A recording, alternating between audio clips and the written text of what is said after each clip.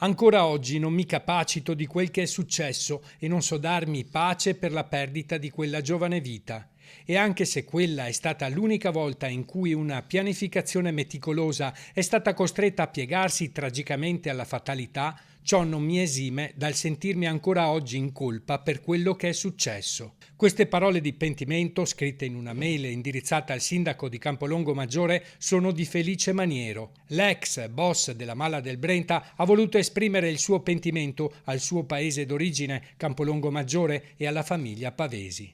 La lettera è stata consegnata al sindaco Mattia Gastaldi durante la terza giornata comunale della legalità, istituita il 13 dicembre per commemorare l'omicidio della giovane studentessa di Conegliano, uccisa nel 1990. Non sta a me decidere sulla veridicità o sulla bontà dello scritto.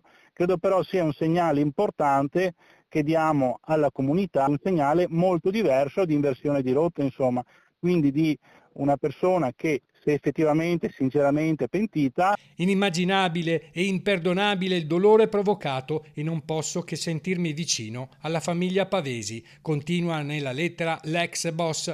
Credo sia giusto ricordare per sempre Cristina Pavesi e giudico positivo che la mia casa sia stata intitolata alla sua memoria.